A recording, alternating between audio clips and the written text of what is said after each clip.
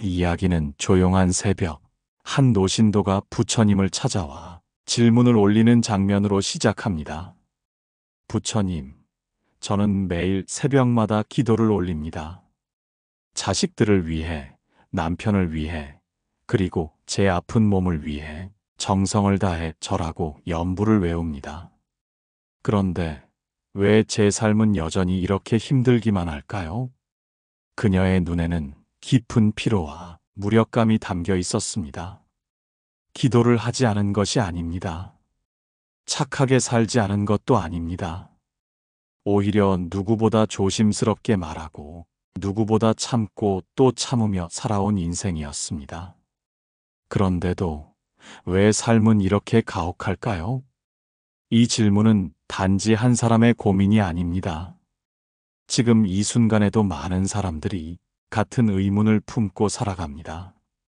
나는 늘 남을 먼저 배려했고 내 욕심을 내세우지 않았습니다. 좋은 말만 하려고 애썼고 화가 나도 꾹 참았습니다. 하지만 왜 내 마음은 더 무너지고 내 삶은 점점 더 지쳐갈까요? 기도를 해도 아무 일도 바뀌지 않고 착하게 살아도 오히려 손해보는 느낌이 들고 남을 도우면 나만 더 외로워지는 그런 삶. 이것은 단순한 불평이 아닙니다. 이것은 수십 년간 마음을 다해 살아온 이들의 진심 어린 탄식입니다. 혹시 당신도 지금 그런 마음인가요? 아무도 모르게 새벽마다 기도하며 흘린 눈물, 말없이 꾹 삼킨 억울함, 기대하지 않으려고 애쓰는 마음.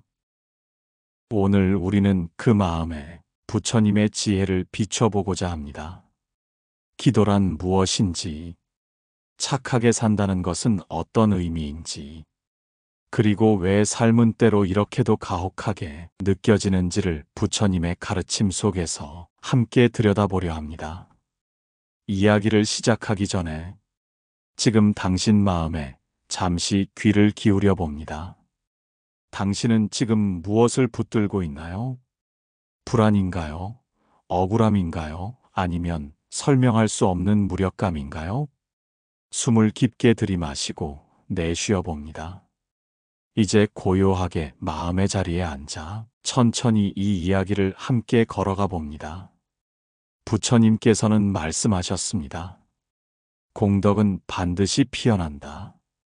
다만 그 시기를 스스로 정하지 못할 뿐이다. 하지만 우리는 자주 묻습니다. 왜 내 기도는 아무 응답이 없는가?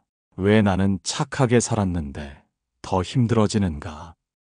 이 물음은 마치 흐린 물에 달을 비추려는 것과도 같습니다. 부처님께서는 이렇게 말씀하셨습니다. 마음이 탐욕과 집착으로 흐려져 있으면 기도의 힘도 선명히 작용하지 않는다. 여기서 탐욕이란 꼭 돈이나 욕망만을 뜻하지 않습니다. 내가 원하는 결과만을 바라보는 마음. 이 정도 했으니 무언가 돌아오겠지 하는 기대. 그조차도 부처님은 집착이라 하셨습니다. 그렇다면 진정한 기도란 무엇일까요? 기도는 무엇을 이루기 위한 주문이 아니라 무너진 나를 다시 일으키기 위한 마음의 고백입니다. 우리는 종종 기도를 통해 현실을 바꾸려 합니다. 하지만 부처님은 말씀하십니다. 기도는 세상을 움직이는 것이 아니라 기도하는 너의 마음을 움직이는 것이다. 그 말씀의 의미를 우리는 너무 자주 잊곤 합니다. 기도란 흘러내리는 눈물 속에서도 오늘도 살아가겠습니다 라고 말하는 다짐입니다. 기도란 억울하고 서러운 날에도 내 마음만은 어둡지 않겠습니다 라고 고백하는 것입니다. 이제 우리는 한 신도의 이야기를 통해 그 기도의 본질을 다시금 되새겨 보려 합니다. 그녀는 이렇게 고백했습니다. 저는 정말 간절했습니다. 하루도 빠지지 않고 기도했어요. 그런데도 삶은 더 나빠지는 것만 같았고, 그러다 어느 순간 기도를 멈추고 싶어졌습니다. 기도가 삶을 바꾸지 않는다는 절망. 기도조차 통하지 않는다는 깊은 회의. 그러던 어느 날, 그녀는 한 스님에게 물었습니다. 스님, 저는 왜 이렇게 기도를 했는데 아무 일도 일어나지 않을까요? 스님은 조용히 말씀하셨습니다. 기도는 이루어지기 위한 것이 아니라 기도하는 내가 바뀌기 위한 것이란다. 그녀는 그날 이후 기도의 방향을 바꾸기 시작했습니다. 무엇을 주세요라는 기도에서 제가 살아갈 수 있도록 도와주세요라는 기도로, 갖게 해주세요라는 기도에서 견디게 해주세요라는 기도로. 기도는 여전히 그녀의 일상을 바꾸지 않았지만 그녀의 마음은 분명히 달라졌습니다. 그리고 삶은 더 이상 그녀를 무너뜨릴 수 없었습니다. 또 다른 사람의 이야기를 들어볼까요? 이번엔 한 중년 남성의 이야기입니다. 그는 말수가 적고 조용한 사람이었습니다. 직장에서는 묵묵히 일만 했고 가족을 위해 한 푼이라도 더 벌기 위해 늦게까지 일하며 살았습니다. 남에게 폐 끼치지 않으려 애썼고 늘 손해보는 쪽을 택했습니다. 그런데 이상하게도 사람들은 그를 무시했고 가족은 그의 노력을 당연하게 여겼습니다. 그는 점점 지쳐갔습니다. 기도도 해봤습니다. 제가 부족한 사람이라면 더 배울 수 있게 해주세요. 하지만 마음속엔 억울함과 외로움이 자꾸 쌓여만 갔습니다. 그는 어느 날 한 스님께 조심스럽게 물었습니다. 스님, 저는 누구보다 조용히 남을 배려하며 살아왔다고 생각합니다. 그런데 왜 저는 이렇게 외롭고 늘 소외된 것 같은 느낌이 들까요? 스님은 부드러운 미소를 지으며 말했습니다. 당신은 참으로 착하게 살아오셨습니다. 그 삶이 헛된 것이 아님을 제가 잘 압니다. 하지만 때로 우리는 착하게 산다는 것을 희생으로 오해하곤 합니다. 스님은 덧붙였습니다. 진정한 선행은 나를 지우는 것이 아니라 나를 맑게 만들어 주변에 따뜻한 기운을 나누는 것입니다. 억지로 참고 억지로 양보하는 삶이 아니라 내가 기쁘게 베푸는 삶이어야 그것이 공덕이 됩니다. 그 말을 들은 그는 처음으로 내가 내 마음을 돌보지 않았구나라는 생각을 했습니다. 기도는 단지 내 바람을 읊는 것이 아닙니다. 기도는 내 마음의 방향을 확인하는 것입니다.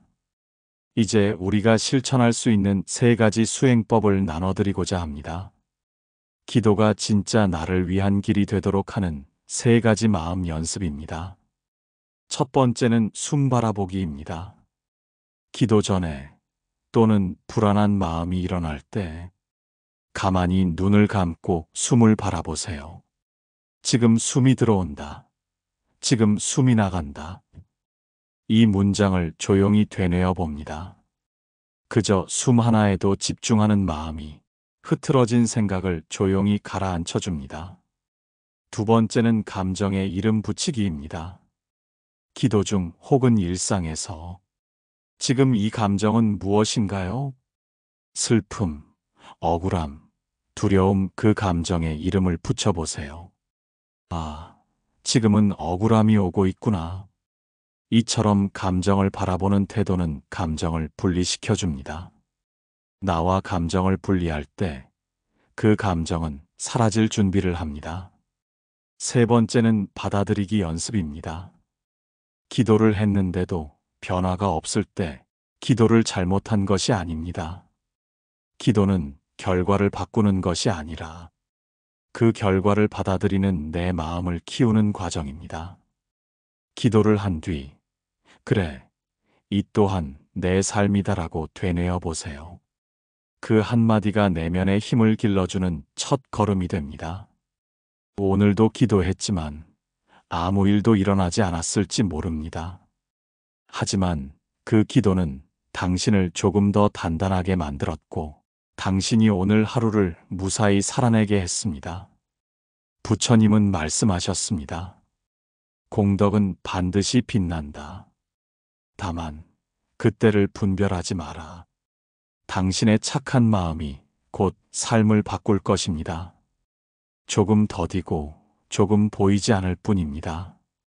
이제 마무리하며 다시 한번 당신께 여쭤봅니다. 오늘 이 말씀 속에서 가장 마음에 남은 문장은 무엇인가요? 그 문장을 댓글로 남겨주세요. 당신의 그 한 줄이 또 다른 누군가의 밤을 밝혀줄지도 모릅니다. 나무 아미타불. 오늘도 당신의 마음속에 연등 하나가 켜지기를 바랍니다. 그 연등은 당신을 위해, 그리고 당신이 사랑하는 이들을 위해 조용히 빛나고 있을 것입니다. 오늘 하루 수고 많으셨습니다. 당신은 이미 충분히 잘 살고 계십니다. 이제 그 마음으로 조용히 숨을 고르며 하루를 마무리해 봅니다. 나무 아미타불 관세음보살.